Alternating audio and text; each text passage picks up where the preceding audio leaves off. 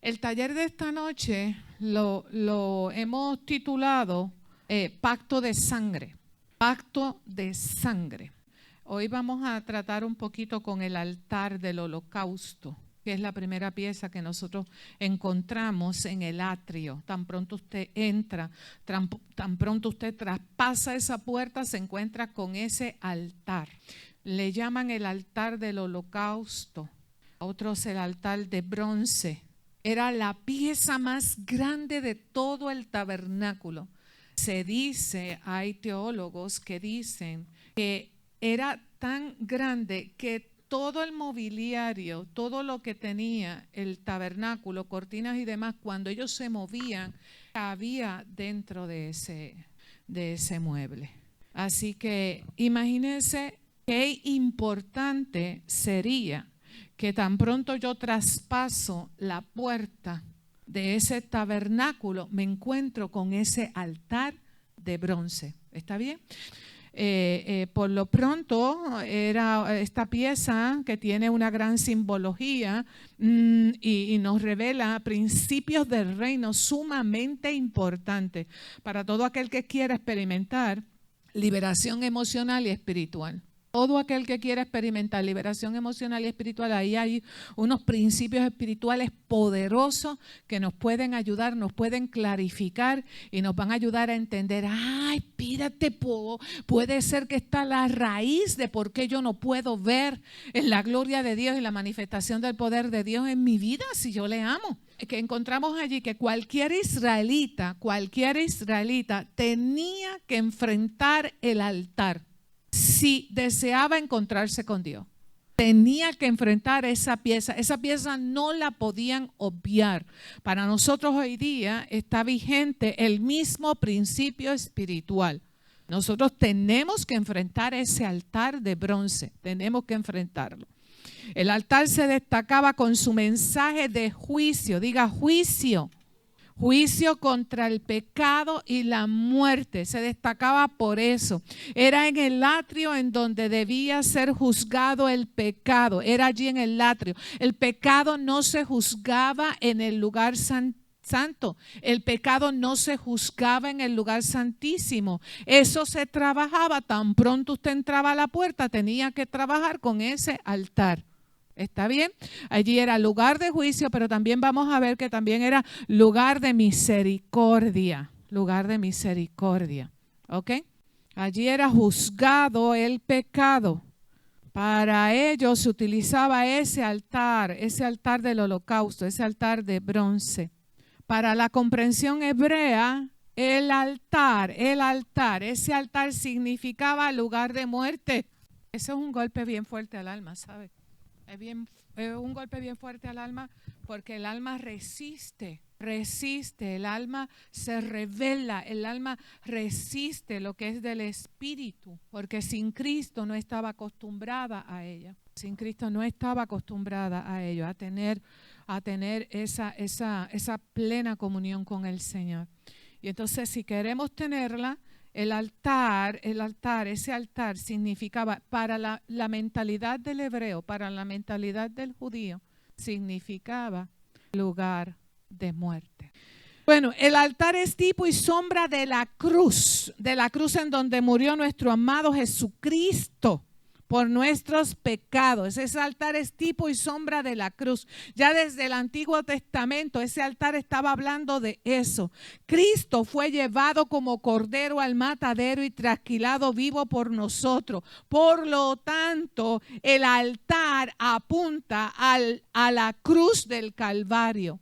Apunta a ese diseño, a la cruz del Calvario. Los ritos que se llevaban a cabo en el altar eran significativos de la obra redentora de Cristo. Eran bien significativos, estaban ya desde el Antiguo Testamento apuntando a esa obra redentora, ¿ok? Todo lo que significa la simbología del tabernáculo, todos los utensilios, todo apunta a Cristo. Y este altar, sobre todo, apunta a lo que ocurrió en la cruz del Calvario, a ese derramamiento de sangre. Así que hay una simbología poderosa en lo que significa, tipifica ese altar de bronce allí. Los ritos se llevaban a cabo en ese altar.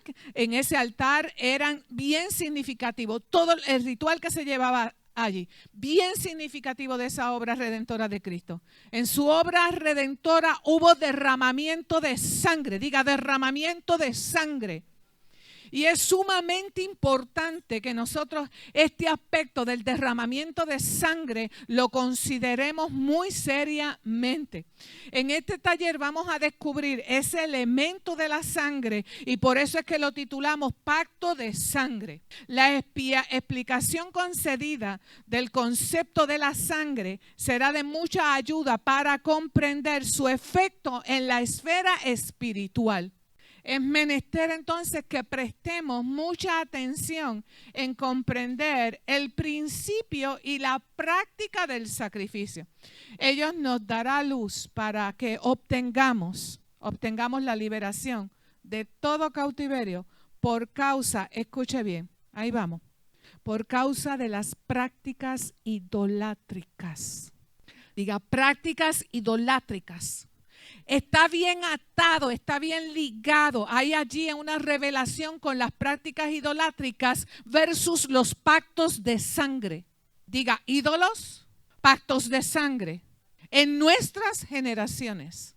Quiere decir que tomemos bien en cuenta y esté bien atento y permítale que pida al Espíritu Santo de Dios que le haga entender y le traiga memoria. Y si no le trae a memoria, que le revele por su Espíritu que la conexión que pudo haber en nuestras generaciones con pactos de sangre. Si en nuestras generaciones y en mi vida personal hubo derramamiento de sangre por causa de ídolos, porque esta pudiera ser una raíz muy poderosa que te tiene estancado, donde no ves el poder de Dios, la manifestación del poder de Dios. Ves que hay enfermedad, ves que hay miseria económica, ves que hay miseria emocional. Es como un muro invisible y tú dices, yo amo a Dios, ¿qué es lo que está ocurriendo?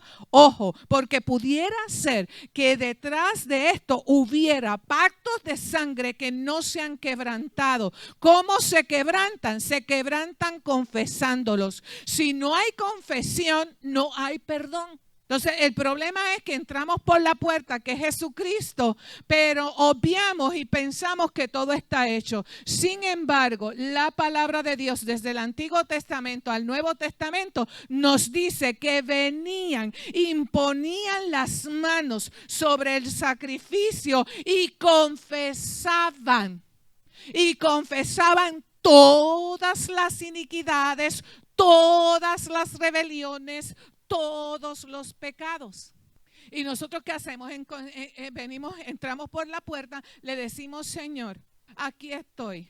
Yo quiero que tú seas mi Señor. Pero dentro de ese acto, Jesucristo mismo, cuando vino en el Nuevo Testamento, ¿qué decía? Vengan, arrepiéntanse, confiesen. Juan el Bautista venía y decía lo mismo. Quiere decir que es un código que tenemos que utilizar y que en la historia de la iglesia esa ley espiritual, su justicia demanda que tú confieses. Yo vengo al tribunal de justicia del reino, Señor, vengo con tu Hijo amado Jesucristo, yo confieso. Y eso, ¿qué hacía?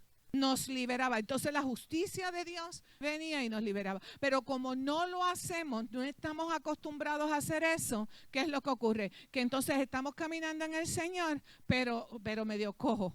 Estamos. Así que vamos a atar esta noche las prácticas idolátricas y los pactos de sangre. Y mírelo, no solo en nuestras generaciones, si usted también derramó, usted lo que hizo fue que fortaleció lo que sus generaciones hicieron. ¿Estamos?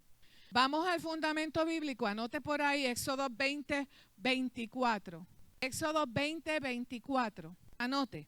Ahí lo que nos habla es altar de tierra. Nos dice cómo es el altar de tierra. Harás para mí y sacrificarás sobre él tus holocaustos y tus ofrendas de paz. Diga paz. Tus ovejas y tus vacas en todo lugar donde yo hiciere que esté la memoria, disculpen, de mi nombre, vendré a ti y te bendeciré. ¿Está viendo? Ese altar veníamos, confesábamos, traíamos la ofrenda. Cristo fue la ofrenda como cordero inmolado, fue matado allí, ¿verdad? Fue inmolado. ¿Y qué nos dice? Ve, y allí cuando tú te enfrentas a ese altar, entonces yo vendré y te bendeciré. ¿Está viéndolo? Era altar de juicio, pero también era altar de bendición. Altar de misericordia. Dios quiere bendecirnos. ¿Lo creemos? Claro que sí. Levítico 17, el verso 11 y el verso 12 es otro fundamento bíblico que quisiéramos traer esta noche. Levítico 17, versículo 11 y versículo 12. ¿Lo tienen? Ok. Dice, porque la vida de la carne, ¿dónde está? En la sangre está. Y yo os la he dado para hacer expiación, para liberarnos sobre el altar por vuestras almas. ¿Quién se afecta? ¿Quién va a sufrir las consecuencias y los efectos? El alma. ¿Está viendo? ¿Está viendo? Como un derramamiento de sangre es sumamente importante que nos hagamos conscientes, porque los efectos en la esfera espiritual los va a sufrir el alma. Por eso es que la sangre de Jesucristo es tan importante en nuestras vidas, porque ella nos libera, ella nos sana, ella nos rescata del hoyo, ella nos rescata de toda miseria emocional, espiritual, nos da vida eterna. ¿Y qué usted cree? Que hay diseños paralelos del infierno que van a querer que nuestras generaciones pacten con sangre. Y yo la he dado para hacer expiación sobre el altar por vuestras almas. Y la misma sangre, poderoso, hará expiación ¿de quién? De la persona. La va a liberar. La sangre nos libera. La sangre nos limpia de culpa. Elimina todo obstáculo que un día nos separó de nuestra relación con Dios. Así que será importante, sumamente importante. Por tanto, entonces dice, continúa el pasaje, he dicho a los hijos de Israel, ninguna persona de vosotros comerá sangre, ni el extranjero que mora entre vosotros comerá sangre. ¿Importante la sangre? Importante la sangre. ¿Por qué la bendición no fluye si la promesa de Dios es que seamos bendecidos? Algo pasa, hay alguna raíz escondida, hay algún muro. Para eso eso es lo que estamos tratando de desmenuzar, que usted descubra y que el Espíritu Santo de Dios le revele.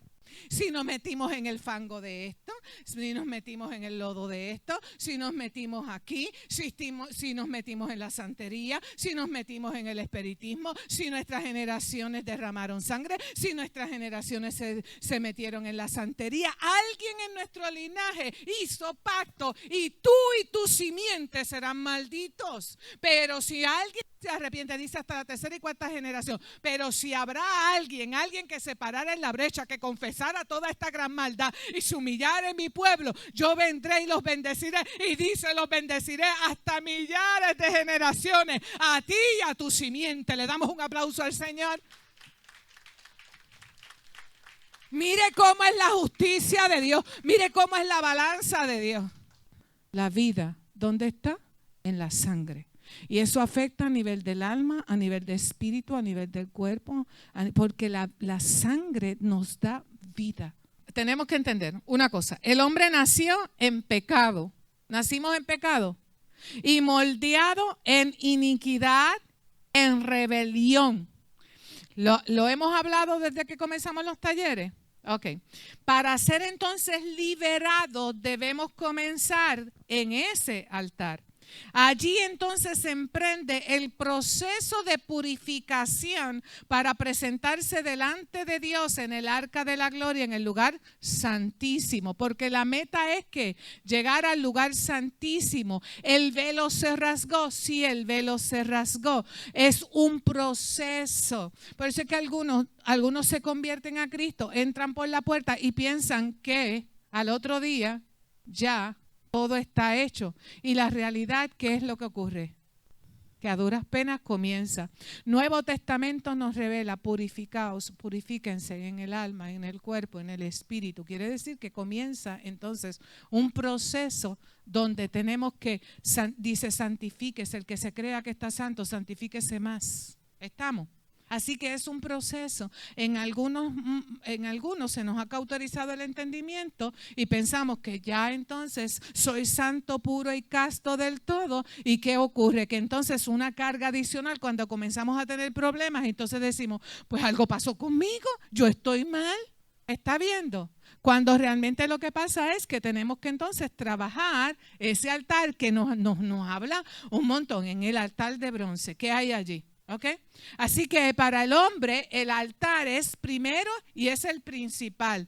Si Dios no hubiera provisto el altar en su gracia, el hombre nunca hubiera podido continuar hasta el lugar santo. Difícilmente. Pero Dios en su infinito amor proveyó tal altar que es tipo y sombra de la cruz de nuestro Señor Jesucristo. Este altar o cruz es la primera y la más importante experiencia que tiene que tener el hombre en su estado caído y pecaminoso. Se encuentra en la primera. Podemos decir que esta es la primera dimensión de conquista. Entré al reino, podemos decirlo así, y me encuentro con un atrio, o sea, con el patio de la casa, pero hay unas dimensiones, hay otros lugares que yo tengo que ir en conquista, yo tengo que ir en pos de ellos, el lugar santo y el lugar santísimo. Si lo vemos de esa manera, yo creo que se nos hace fácil. Pues yo entré a la escuela y comencé un proceso. Y el proceso comenzó en primer grado, en kinder. Y después seguía segundo, seguía tercero. Todas nuestras etapas de vida, ¿cómo es? Por etapas. ¿Ok? Si lo vemos desde el aspecto natural, pues podemos verlo entonces en el área espiritual. Y eso nos da como que un alivio de que, pues todavía tengo esperanza. Amén. Voy a pasar el primer grado para graduarme e irme al segundo y al tercero y seguir conquistando. Ir de gloria en gloria y de poder en poder. Aleluya. Entonces, mire, no había manera de evitar esta pieza, este mobiliario. Nadie podía venir y tener plena confianza, pleno compañerismo con Dios, a menos que viniera por medio de este altar. Cuando entrabas te tropezabas con él. Por ser el primero de los enseres, representa entonces el comienzo de una nueva vida. Es el mueble que inicia nuestro peregrinaje hacia la misma persona de Dios. Padre, si enfrentamos el altar, Dios vendrá, volvemos y repetimos, y nos bendecirá. Cristo está en la puerta. Mírelo de esta otra manera. Creo que ya anteriormente lo dije. Cristo nos abre la puerta, ¿cierto? Para entrar al reino de los cielos. El Padre no está en el atrio. El Padre está en el lugar santísimo. Y al Padre tenemos que ir limpios, tenemos que ir santificados, tenemos que ir a esa presencia, ¿verdad? Ya habiendo pasado por unos procesos. Allí al lugar santísimo hay que entrar con la conciencia limpia de todo pecado y de toda maldad. Entonces, ¿qué señalamos? Que este altar, vendré a ti y ¿qué? Vendré a ti y te bendeciré. Vendré a ti y te bendeciré. Todo individuo que enfrente al altar será bendecido por Dios. Todo el que diga, Señor, ¿qué hay que hacer? Voy a enfrentar al altar, la bendición te llega porque te llega. Porque está escrito por el dedo de Dios. Te vendré a ti, te bendeciré. La palabra bendecir en hebreo, ¿sabe qué significa? Significa barak. Y bajo este contexto significa que Dios hará que prosperemos en todo. Hará que prosperemos en todo. Significa ser bendecido por Dios. Mire lo que dice Deuteronomio 28, el verso 1 y 2. Dice, acontecerá que si oyeres atentamente la voz de Jehová tu Dios para guardar, y no solo guardar, que dice poner por obra todos sus mandamientos que yo te prescribo hoy, también Jehová tu Dios te exaltará sobre todas las naciones de la tierra. Oye, todos reconocerán que tú cargas algo poderoso de Dios. Todas las naciones, dice, todas las naciones de la tierra. Y dice, y vendrán sobre ti todas estas bendiciones y te alcanzarán si oyeres la voz de Jehová. Y ese oyeres es que lo escuchas con entendimiento. En la raíz dice que ese oyeres es que tú escuchas y obedeces, que tú escuchas y accionas. Y esa obediencia va a traer que tú vas a caminar y las bendiciones detrás de ti, buscándote. Que un pensamiento de algo que tú anheles, que tú desees y está conforme y alineado al corazón de Dios, la bendición te llega. Cosas sencillas. O sea que mientras más nos sujetamos en obediencia a Dios, usted va a ver la bendición de Dios fluyendo de una manera increíble. Amén. Entonces, para el obediente, el trono de Dios es un trono de misericordia. Ese altar, tipología, ¿verdad? Entonces de esto, del trono de misericordia. Pero la desobediencia lo transforma ese altar en un lugar de juicio. Dios no está contra la raza humana, sino contra lo que carga. Cuando cargamos todavía con iniquidad, sin quebrantar, con rebelión y con pecado, los juicios están allí. Juicios. Yo no sé por qué las cosas me salen mal. Es porque todavía estamos cargando iniquidad. Es porque todavía estamos cargando con rebelión. Porque todavía estamos cargando con pecado. Entonces, si no hemos hecho la transferencia, reconocerlo, sujetarnos en el Señor, no van a venir entonces, ¿qué? Todas las bendiciones. Y vamos a estar constantemente batallando, pero en nuestra fuerza, en nuestro mollero y no en el poder de Dios. La carga del Señor es liviana, es ligera. Deuteronomio 28, ya el verso 15. Entonces nos dice, pero acontecerá que si oyeres, o sea, primero le dije el si no escucha, si no escuchamos, pero si escuchamos, y si no oyeres, aquí es si no oyeres la voz de Jehová tu Dios para procurar cumplir todos sus mandamientos y sus estatutos que yo te intimo hoy, ¿qué va a pasar? Mire lo que es la justicia de Dios. Esto es justicia de Dios que lo vimos desde afuera. La balanza de Dios vendrán sobre ti todas estas maldiciones y te alcanzarán. El altar, algo que queremos señalar es que era de bronce. El altar era de bronce. Y el bronce habla claramente del juicio por el pecado. Allí en el atrio usted veía que las piezas que estaban en el atrio eran de bronce. Tanto el altar del holocausto como el lavacro, que es la próxima pieza que está allí.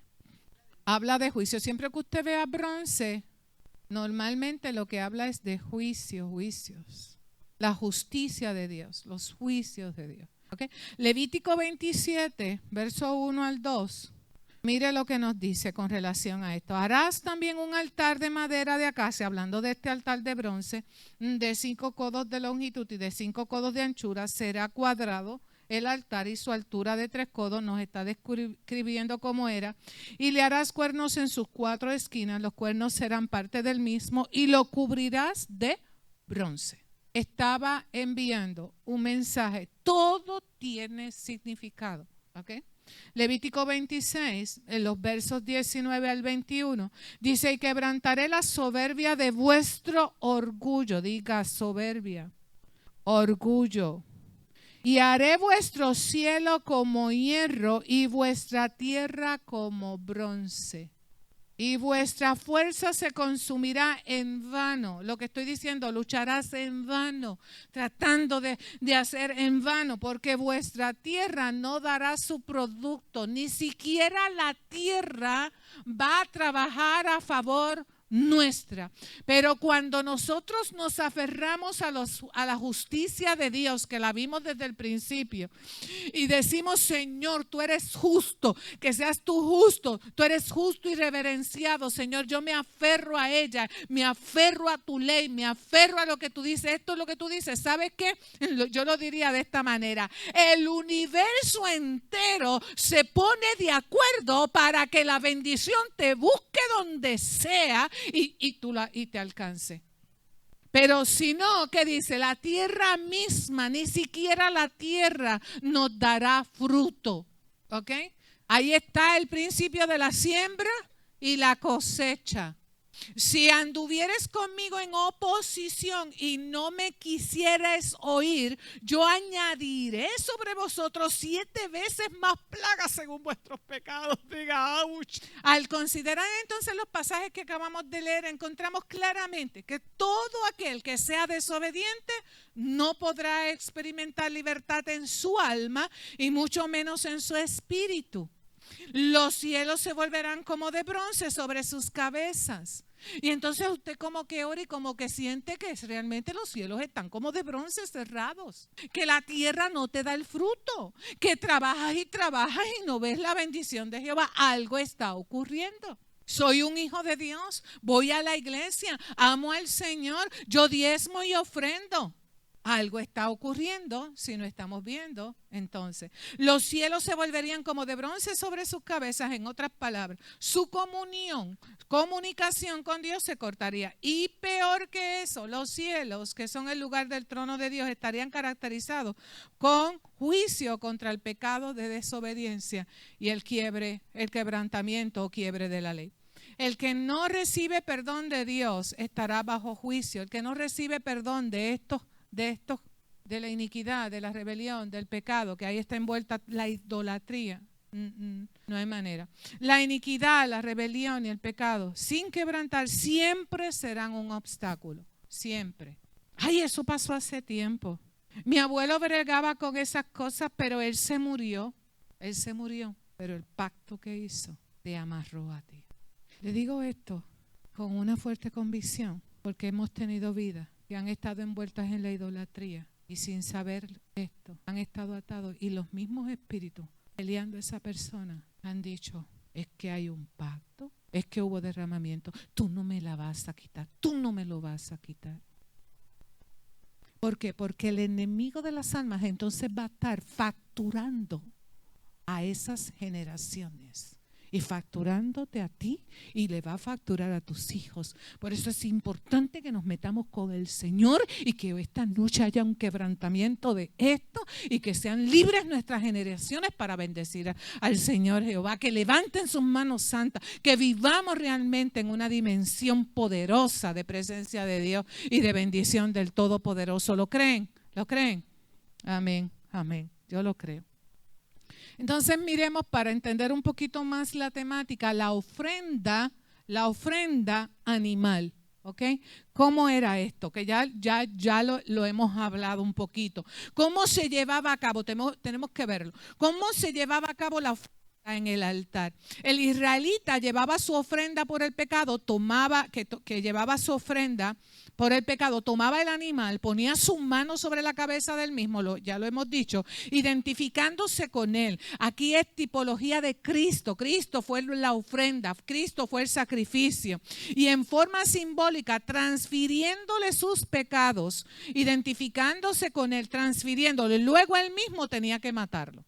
Así era la cosa. Otro principio espiritual importante es que desde el punto de vista del israelita, el acto de colocar la mano sobre la víctima antes de que fuera inmolada ilustraba la sustitución, diga sustitución, ya que el oferente se había identificado con la víctima expiatoria. O sea, nosotros éramos reos de muerte y Cristo tomó nuestro lugar y Cristo nos sustituyó. El problema es que como no hemos llevado a cabo la fórmula confesando con arrepentimiento genuino de corazón que ofendimos a un Dios santo, a un Dios puro, ¿qué ha pasado? Que si eso no lo hacemos, no ha sido perdonado esto y lo estamos cargando. Y el Señor quiere quitarlo porque su ley, vuelvo y repito porque el código es el mismo para todos. Su justicia demanda que confesemos con arrepentimiento y que hagamos una transferencia. Él lo cargó. Él dice, pero si ya yo lo hice, el problema no soy yo. Aunque todos somos culpables por la muerte de Cristo, al aceptarle y al identificarnos con Él, quedamos libres de toda culpa y de toda condenación cuando confesamos y nos arrepentimos. Al hacer esto, el pueblo de Israel podía recibir el perdón de sus pecados y escapaba de la condenación por fe. Existía un mensaje espiritual detrás de ese ritual. Siempre que los israelitas miraban a este altar de la ofrenda quemada, llegaban a reconocer que ellos habían sido los que habían quedado encerrados en el juicio y eran incapaces de evitar su condenación. Así como el animal de sacrificio era puesto a muerte, se daban cuenta que ellos también tenían que morir debido a sus pecados. Pero hacer el ritual era algo visual, era algo que hacían. Ellos entendían a nivel espiritual lo que estaban haciendo. ¿Ok? Mira qué nos dice Levítico 1, versículos del 1 al 5. Dice, Jehová llamó a Moisés y habló con él desde el tabernáculo de reunión, diciendo, habla a los hijos de Israel y diles, cuando alguno de entre vosotros ofrece ofrenda a Jehová de ganado vacuno u ovejuno, haréis vuestra ofrenda. Si su ofrenda fuere holocausto vacuno, macho sin defecto lo ofrecerá. Y mire qué lindo, de su voluntad. Esto es libre y voluntario. No lo hagas es algo que te tiene que nacer del corazón genuino.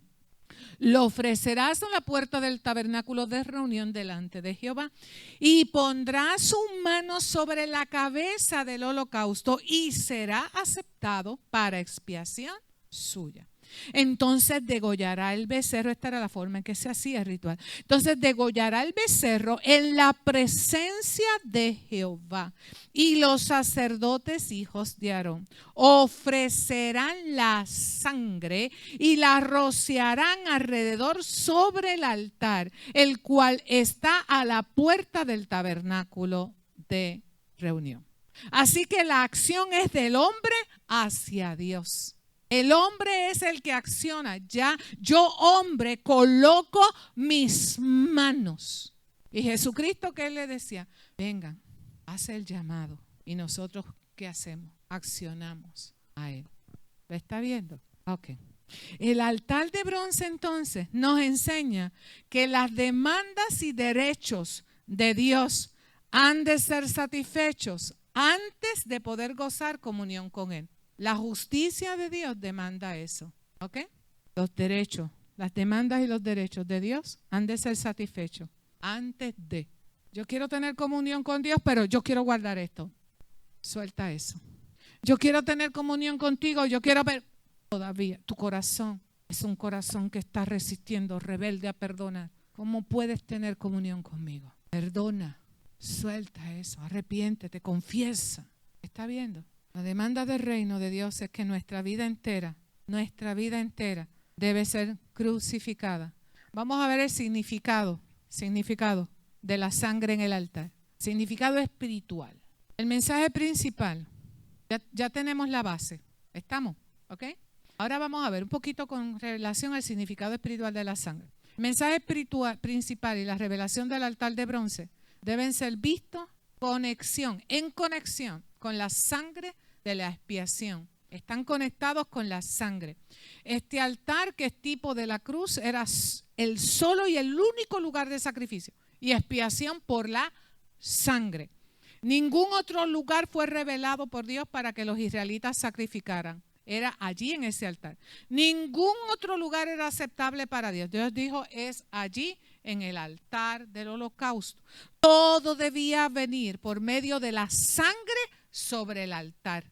Todo. Sangre sobre el altar. Todos tenían que reconocer y aceptar el lugar de muerte, en el altar de Dios. La sangre de Cristo es nuestra única vía de escape. Todo salpicado con la sangre, todo. Derramamiento de sangre. La escena era bien fuerte. En la escena del Calvario fue bien fuerte. Derramamiento de sangre. En el día de la dedicación, por ritual, toda otra pieza de mobiliario tenía que ser salpicada con la sangre tomada desde el altar. Desde ese altar, todo salpicado con la sangre. ¿Será importante la sangre? ¿Qué es lo que hacen los santeros? ¿Qué es lo que hace el satanismo? Beben sangre. Porque saben ese principio espiritual y inducen, y ya me estoy adelantando, inducen al ser humano. Por eso es que preste atención de esto. ¿Qué hacen en los rituales? Matan el animal, cogen su sangre y vienen y la salpican sobre esa persona. Porque conocen el principio espiritual de derramamiento de sangre. Solo ese lugar, verlo con conexión, salpicar sangre, era en todo lo que estaba allí. Todos los muebles tenían que ser salpicados con sangre. El candelero, el altar del incienso, la mesa de los panes de proposición, la fuente, el propiciatorio, el tabernáculo, todo recibía sangre salpicada sobre ellos.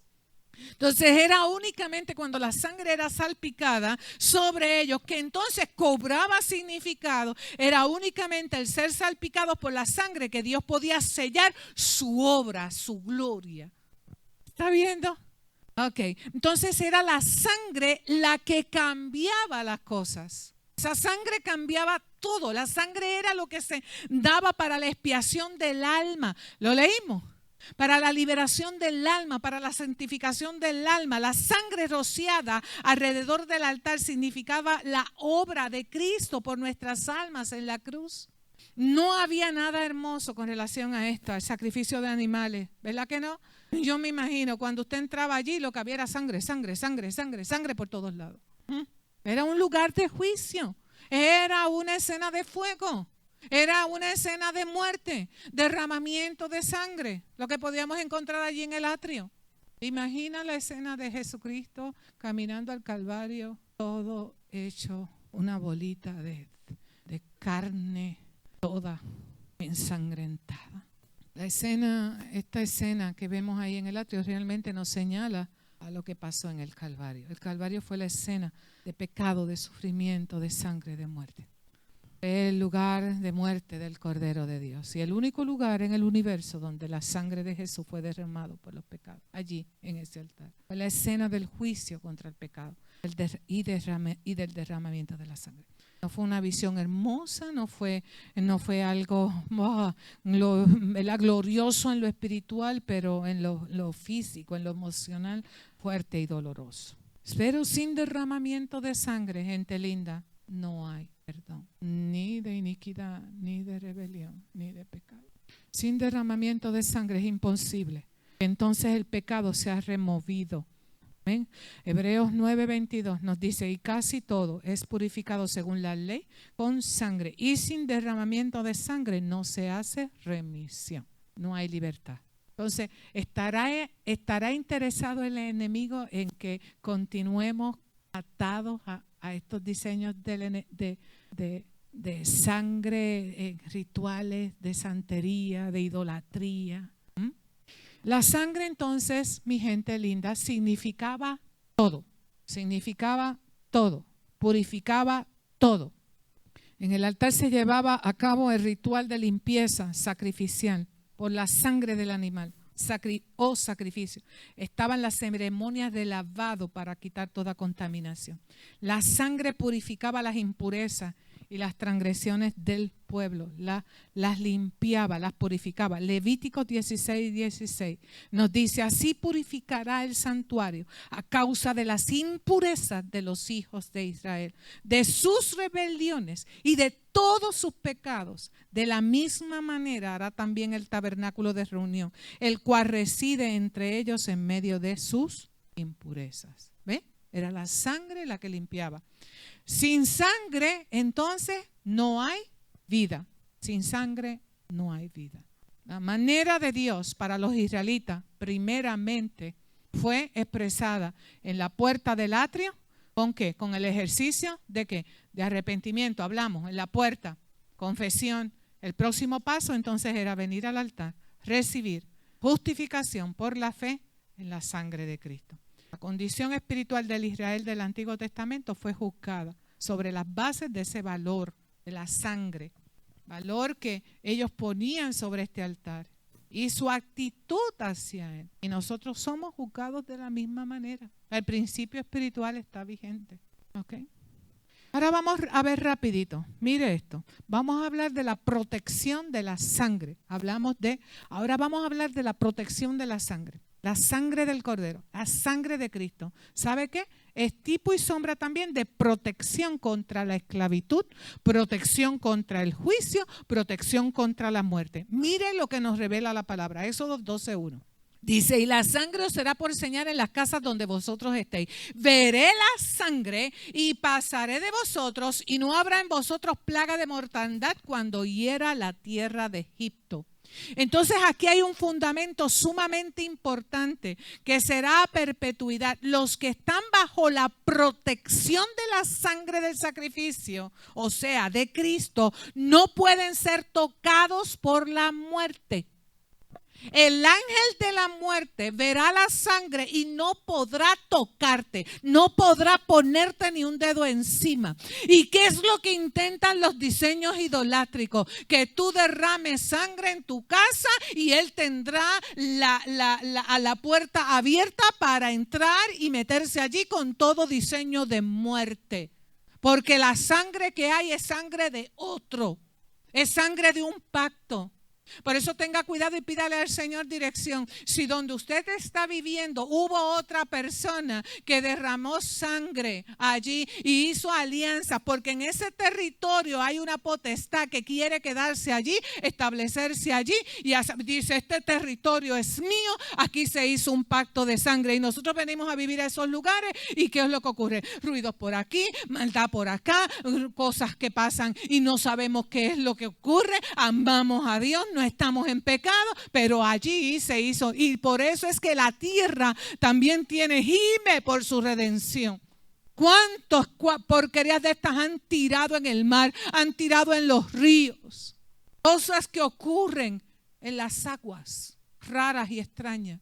¿Está viendo cómo es que hasta la tierra está gimiendo porque sea libre de estas alianzas malditas del infierno?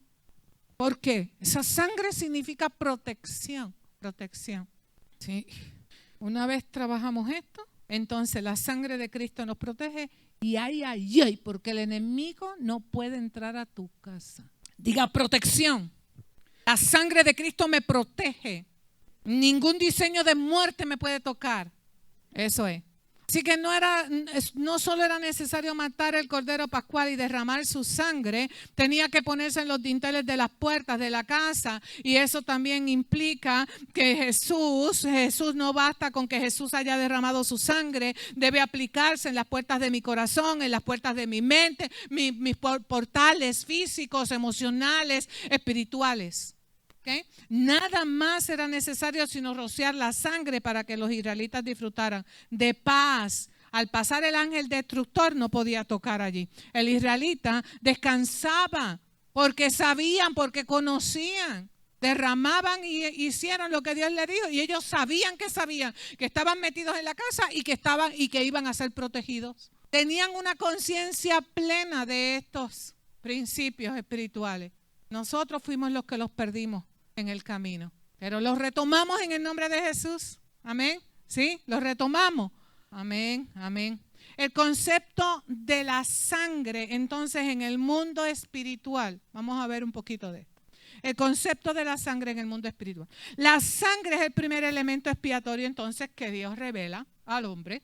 Jamás podemos alcanzar plenitud, paz de Dios, paz de espíritu, victoria total, si no entendemos este poderoso misterio de este elemento de la sangre. El hombre no puede recibir de Dios ni sus bendiciones, ni su comunión, ni su revelación, ni su poder fuera de este precioso elemento. ¿Ok?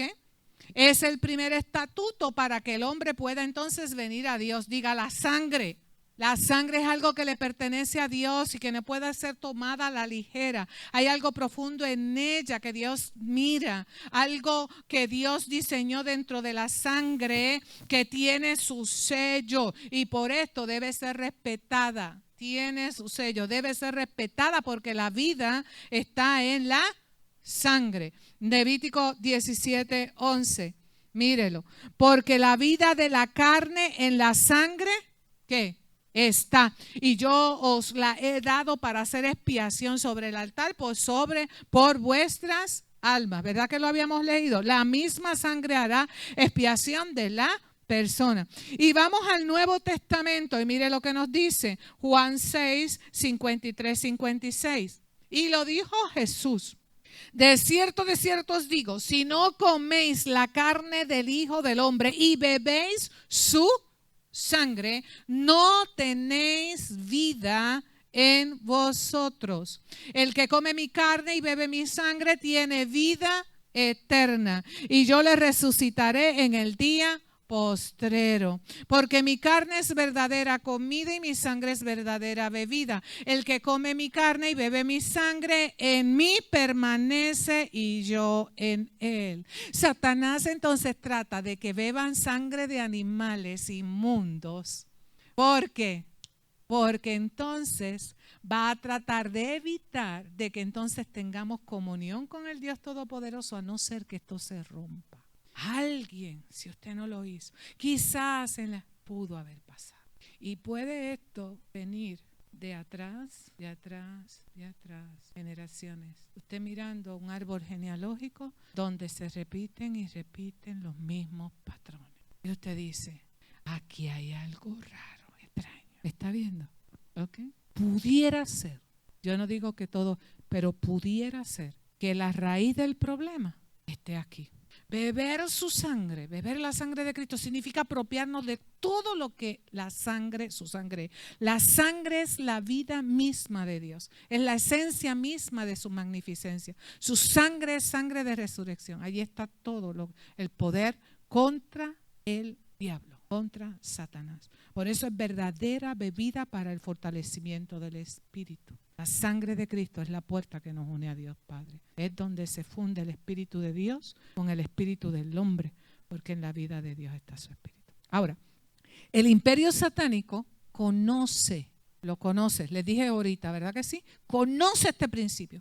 Y Satanás levanta entonces diseños para obtener poder sobre la sangre del ser humano. Obtener poder sobre la sangre es obtener poder sobre el hombre mismo. La batalla en la esfera espiritual de las tinieblas ahora se levanta sobre la sangre. Engaña al hombre, allá a Adán y a Eva, y este cae. Dios levanta su plan redentor que se llevará a cabo mediante un derramamiento de sangre, y los poderes de las tinieblas se levantarán con su diseño para copiarlo. Yo me imagino allá en el cielo, Dios allá planificando y habla, y de pronto el imperio demoníaco lo escucha y comienza a planificar cómo yo puedo inducir al hombre para que haga pactos de sangre, derramamientos de sangre, para obtenerlos en el alma, en el espíritu, y obtener lo que le pertenece, y no tengan comunión con Dios, no tengan la protección divina. ¿Está viendo? Engañan Satanás se levanta con un diseño que lo induce para pactar por medio de la sangre. Conduce a pactar con ídolos. ¿Ve la alianza con los ídolos? Sangre. ¿Ok? Con el solo fin de obtener poder, control de ese ser humano. Y establecer diseños de muerte. Siempre diseños de muerte. De esa manera, ¿sabe qué? Es que roba salud, bienestar emocional, roba salud, bienestar emocional, mental, físico, financiera, miseria. Hay una batalla cósmica, y es porque el sello, la sangre, es el sello de la redención humana. La sangre de Jesucristo es el sello de mi libertad, es el sello de mi restauración, es el sello de mi liberación, es el sello que me lleva a la vida eterna. ¿Está viendo? Entonces, mire, sangre ajena es lo próximo entonces que quisiéramos tocar. Sangre ajena. El diseño diabólico es tratar de que el hombre entonces haga pactos con sangre ajena. ¿Por qué lo hace? Lo hace porque la liberación para el ser humano es por vía de la sangre. Y si en nuestros medios tenemos personas o familiares que han realizado rituales con derramamientos de sangre, debes saber que realmente ha hecho pacto con el enemigo de las almas, y que hay que romperlo.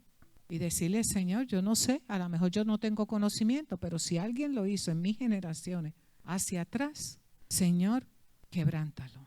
Y nosotros venimos de una mezcla de razas, estábamos hablando la vez pasada, y no sabemos hasta qué punto nuestras generaciones anteriores.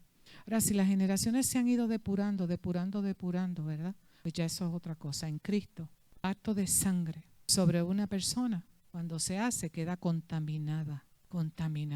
Una vez se derrama sangre, se activa un pacto.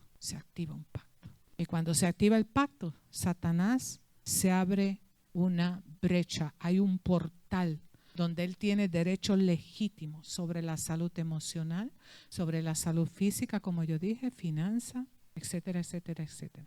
Así que la vía de escape es traspasar ese altar de bronce en un proceso de purificación usando el código, usando la ley. Su justicia demanda confesión con arrepentimiento.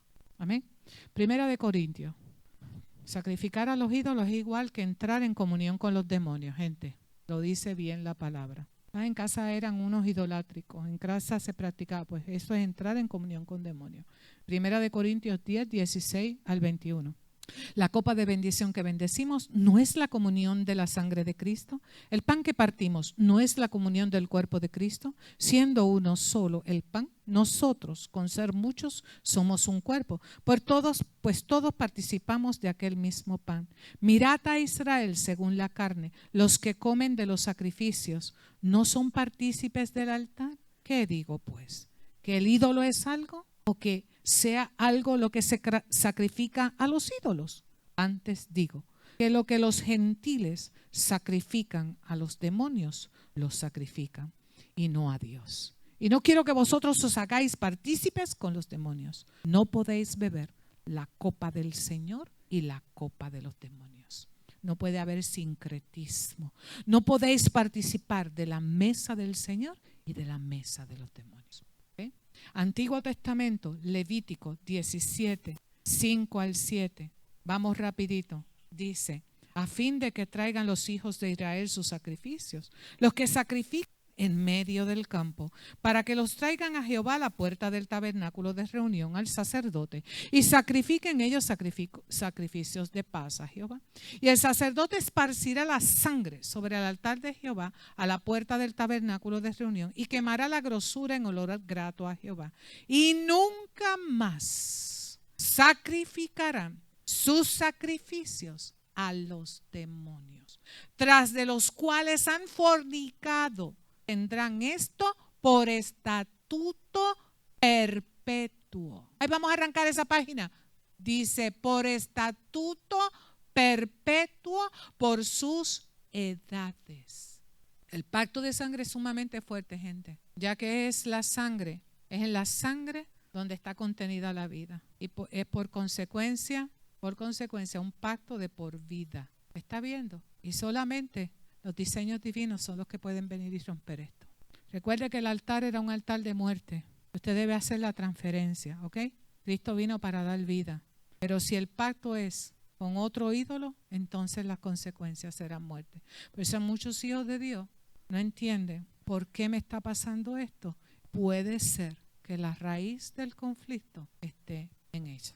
La pregunta es la siguiente. ¿Quién tiene derecho legítimo de su vida si en algún momento se derramó sangre ajena y no se ha roto el pacto? Los cielos se vuelven de bronce, los juicios de Dios se desatan, acarrea consecuencias. A veces decimos, Dios, pero ¿por qué tú no me bendices? Tú no me bendices hasta que no se quite.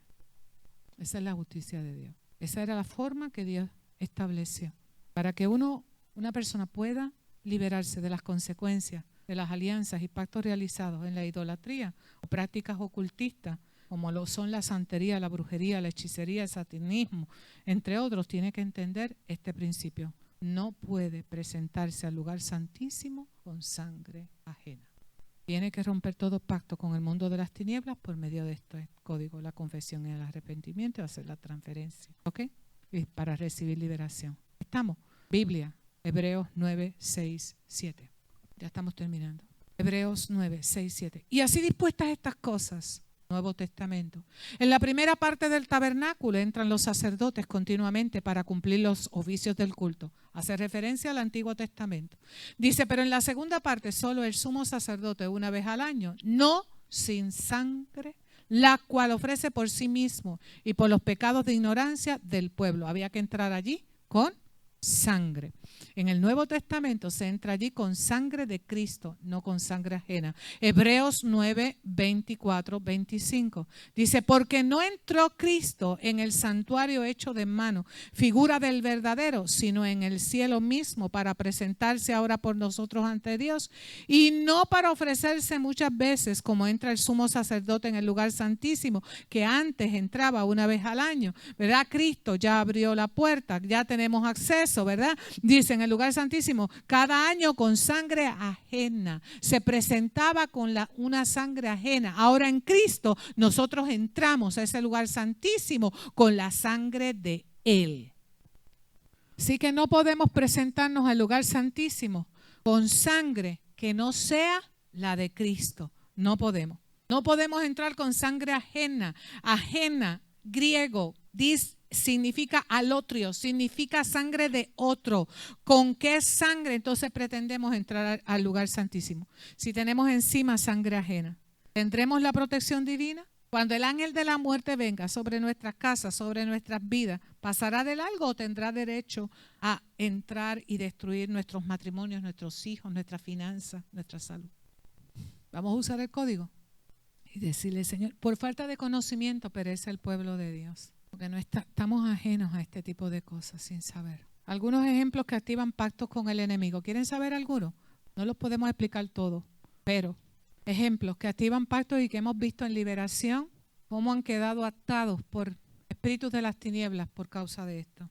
Activan pactos, rituales en la santería, en el satanismo, cortaduras en alguna parte del cuerpo, unir la sangre con otro ser humano, los famosos pactos estos de hermandad. Los famosos pactos de hermandad, de amor, donde se cortan y vamos a unir la sangre. La Biblia prohíbe tener relaciones sexuales con mujer menstruosa, si lo dice por algo es. Los tatuajes, los famosos tatuajes. Levítico 19, 28. Abortos consentidos, derramamientos de sangre, entre muchas otras cosas que podemos encontrar. Así que vamos a usar el antídoto para ser libres, mis hijos. Confesión, arrepentimiento, liberación, hacer la transferencia.